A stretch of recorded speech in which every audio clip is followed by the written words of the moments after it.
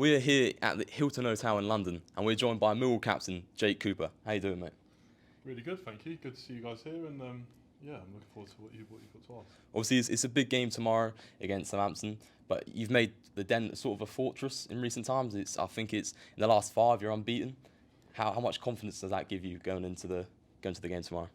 I think we're in good form. I think it's 4 wins out of 5 at home. I think we know the fans will show up and back us, especially against a big club like Southampton, and we know they're in great form. I think they've won 4 in a row, so we're going to get it's as tough as tests as we're going to get in this division coming up this Saturday. But we're fully confident at our place we can take 3 points away from them. And obviously, you know how tight and so many games in the Championship schedule, and obviously this week has been one of those where it's 3 games in a week. How do you sort of prepare for each match when you have such limited time on the training ground? Yeah, it's a good question. Obviously, the manager works really hard.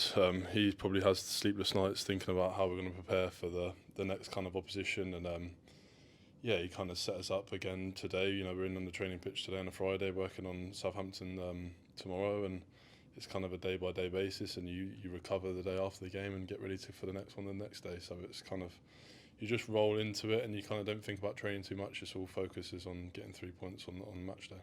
And obviously the Saints are on a roll. They've won 4 on the bounce. Obviously after a tricky start to the season, and now they've got a new manager. How difficult is it to prepare for some where there's not as much data, or you can't watch as many matches with how they play under their new manager?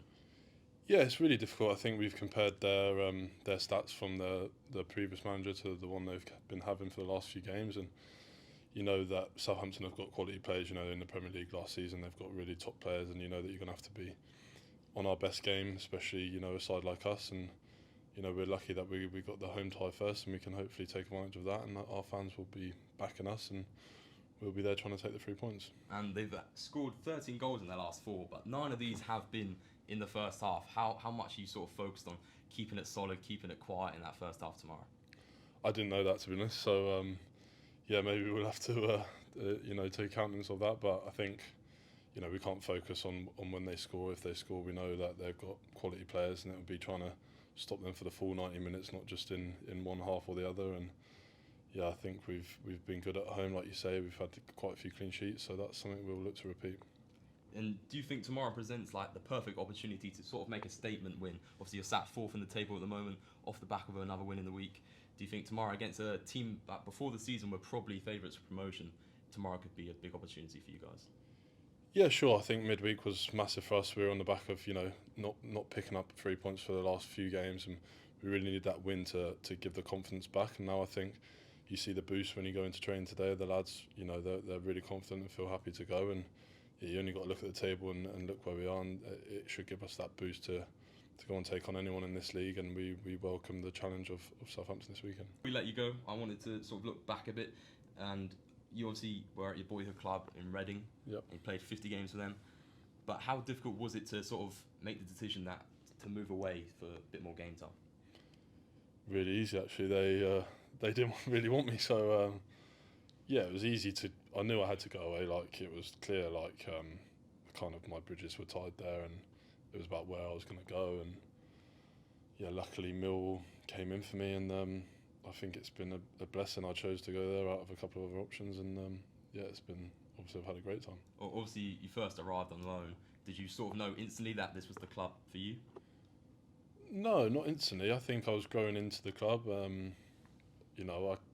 I hoped to play in the Championship. Obviously we was in League One when I joined, and maybe things would have been different if we hadn't got promoted or things like that. So it just kind of fell into place, like I say. So how surprised are you that 8 years later now you've captained the club, consistent starter, one of the biggest names in the team? Yeah, I don't know. It's just kind of how it's gone. I've just stuck around, and the club have treated me really well and given me contracts to kind of stick at the club. And I've learned from obviously great leaders that we've had in the past, and worked under the managers that have played for the club and given it that history. So it kind of feels right that I'm the next one to kind of carry that on. Has there been any manager that has sort of had an impact that you maybe didn't expect, or sort of one of your favourite managers that you've had? Yeah, well, I've enjoyed working under all of them, but obviously Neil Harris was the one who signed me, and we have a great relationship. I think whenever he speaks very highly of me, and we just was the one who gave me the chance at the club, and I'll always be, in debt to him for that. Yeah. And obviously, you've been to our university, Solent University, to do your masters. What sort of made you want to go down that path? Good question. I did a year at the Open University, trying to study, and I just realised that I could get into the masters area, and got in touch with Chris, who works for Solent, and I just knew that in life now you need education, and it's something that in football it kind of gets put on a back burner, and I felt like I was in a position in my life where I needed to kind of think about the future, and the physical side of the game and things like that is something that I really have a passion for, and that's why I chose to kind of take my studying down that route. Was it difficult to sort of balance the two, football and academically? Or? Incredibly so. I've got 3 children as well, so it was good fun. It was a tough year, really tough, but we're lucky that the job that I do, the hours aren't long, and yes, we're physically tired quite a lot of the time, but I did get the time to do the stuff, and the guys at the university were incredible about managing me, whether I could stay at home or not doing as much work, or changing the times in which I worked. So it was it was brilliant, and now I'm thankful it's all done, really. Was it a lot online at Solent, or was it more? Yeah, most of it for me was online. I would go down obviously for the assessments, that I had to do live assessments and things like that. But yeah, Chris was incredible on the phone, and the people there would work with me, and I'd do Zoom calls and stuff all the time with the people there to try and catch up on my work. And yeah, I can't thank the uni enough for the help it gave me. And obviously, as you come towards the end of your career, you're looking at life after football.